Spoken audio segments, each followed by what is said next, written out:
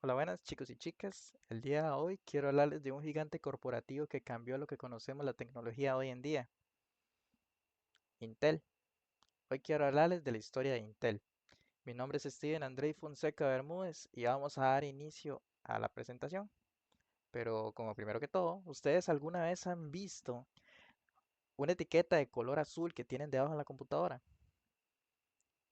La azul.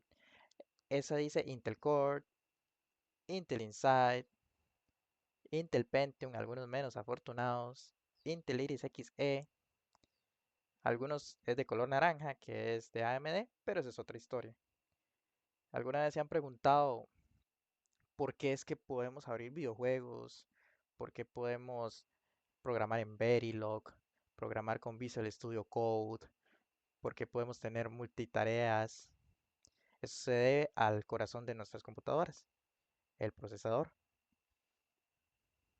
Primero que todo, vamos a hacer una introducción de Intel, los fundadores y orígenes en 1968, los primeros logros e innovaciones en los años 70, la era del microprocesador en los años 80, los sistemas operativos que eran posibles correr y los juegos en los años 80, la conciliación y el liderazgo en los años 90, el mundo con Intel en los años 2000, la innovación continua del 2010 en adelante, en el 2020, como ustedes ya sabrán, el inicio de la pandemia y cómo ellos llevaron a cabo las innovaciones y conclusiones y referencias, claro.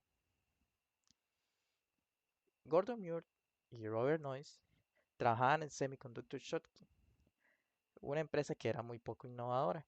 Tiempo después crearon Integrated Electronics, Intel, con sus primeros logros como por ejemplo el Intel 4004, un microprocesador que era capaz de hacer operaciones básicas. Después nació la serie de 80.086, 80.386, 80.486. Luego nació la IBM PC, las primeras computadoras personales. Después el Intel Pentium, el Intel Core y gracias a Intel, la tecnología ha avanzado a pasos gigantescos, que son sinónimos de calidad tecnológica. Fundadores y orígenes en 1968. Gordon Moore y Robert Noyce trabajaban en Semiconductor Shocking Laboratory, una empresa que a ellos les afligía mucho, que eran muy poco innovadoras. Por lo tanto, decidieron renunciar y crear su propia empresa, Intel, que por sus siglas significan Integrated Electronic. Ganó popularidad más que todo porque se asociaba con la palabra intelligent. Los primeros logros e innovaciones en los años 70. Intel 4004 en 1970. Un microprocesador capaz de hacer operaciones básicas. Este, la comunidad lo terminó usando para calculadores programables o semáforos. En 1972 nació el Intel 8008, un microprocesador que era el doble de rápido que el 4004. Este también lo llegaron a usar para terminales inteligentes, como por ejemplo en la Micral N o en la DataPoint 2200. También tenía la capacidad de modificar texto. En 1974 ya era posible. Ya cualquier persona podía tener su propia PC en la casa. Algo pureta porque la verdad es que no tenía ni monitor ni teclado. Nació el Intel 8080 y a consecuencia nació la MIPS Alter 8800. Tal vez para muchos no era muy increíble, pero hubo dos especímenes que sí le agarraron el cariño.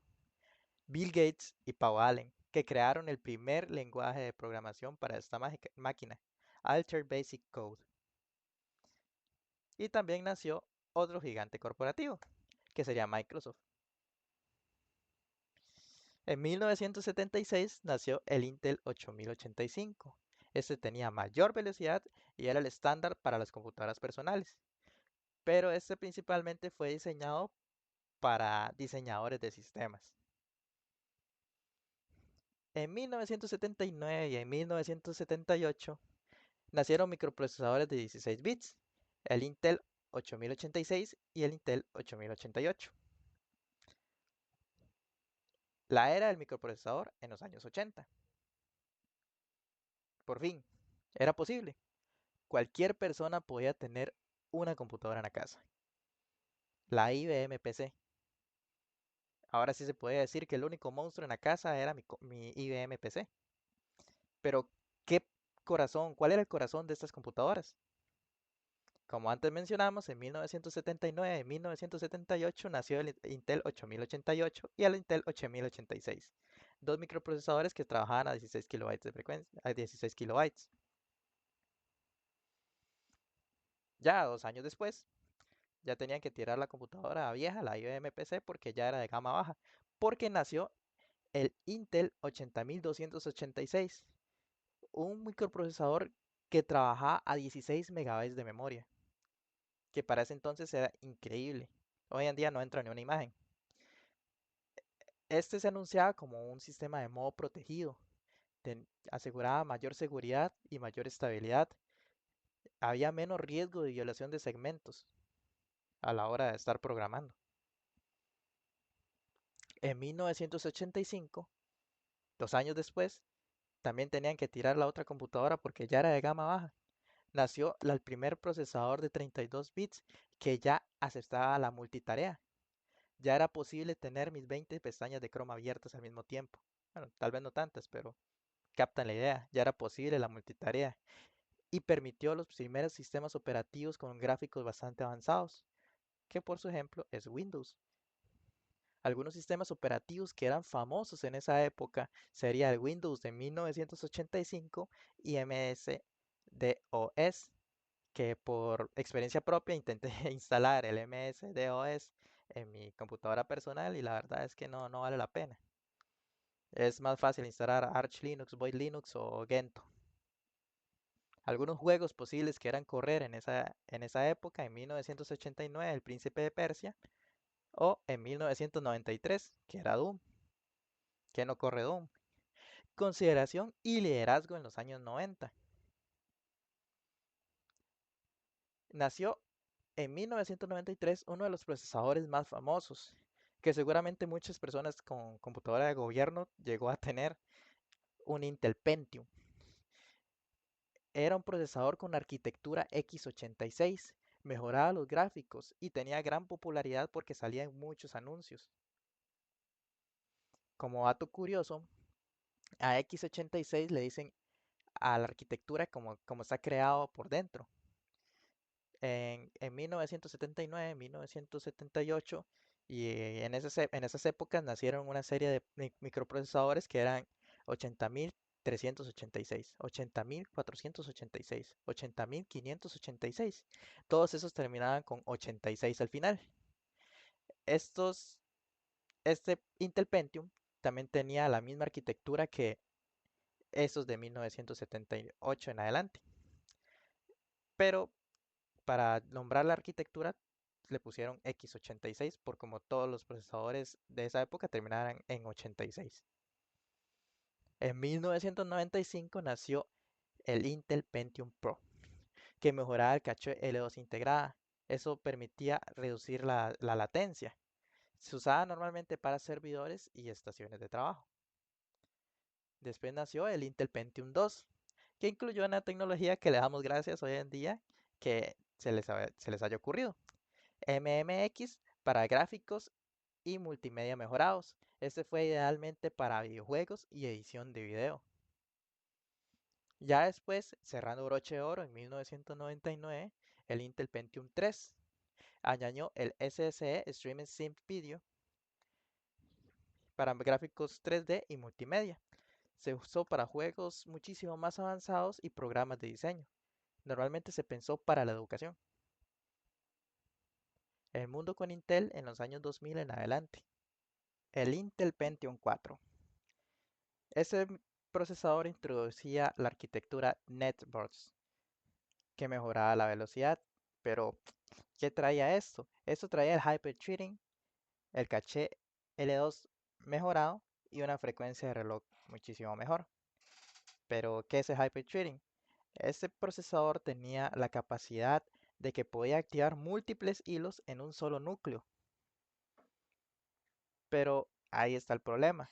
Como todavía no existía el multinúcleo, este procesador terminaba sobrecalentándose y la vida útil de ellos se reducía. Ya después nació un procesador que no es muy conocido, que es el Intel Centrino en el 2003.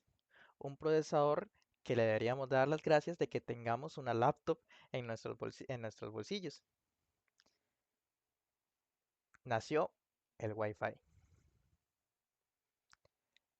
En el 2006 nació el Intel Core. Como ustedes sabrán, si ustedes miran la etiqueta que tienen en la computadora, normalmente dice Intel Core. Es muy común.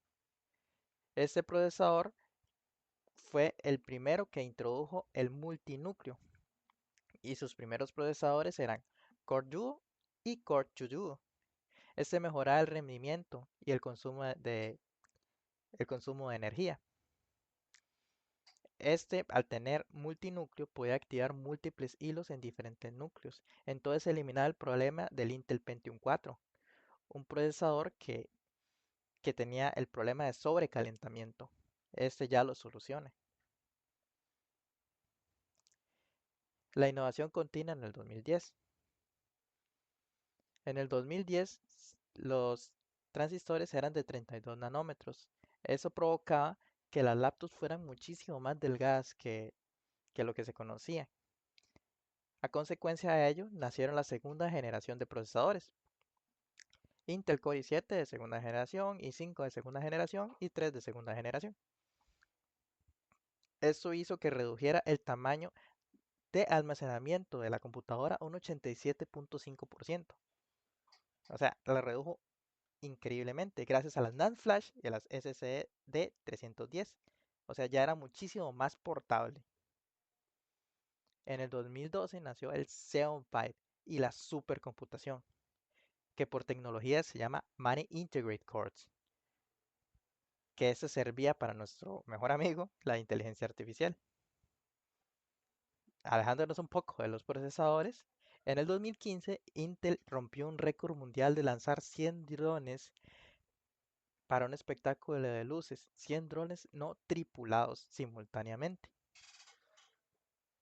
Ya para el 2019 hago un énfasis en esta parte porque en el 2019 se vio un gran cambio de ahí en adelante, de lo que cambiaría a lo que conocemos hoy en día, la supercomputación e inteligencia artificial. Nació el proyecto Athena.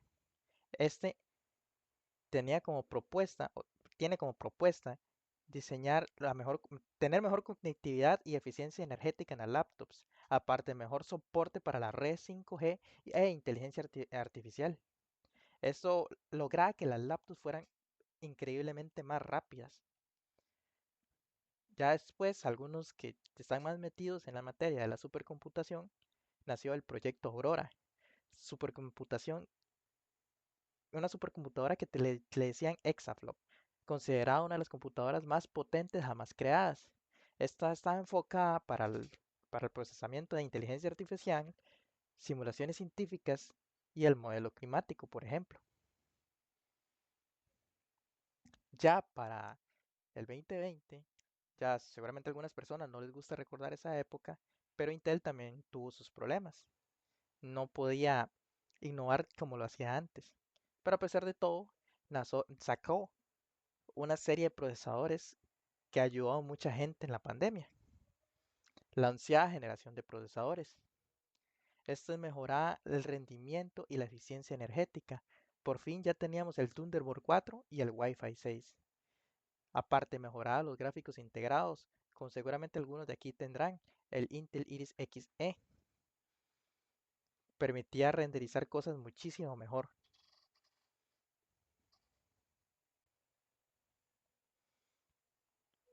En conclusión, Intel cambió el mundo gracias a los cerebros que tenemos en nuestras computadoras.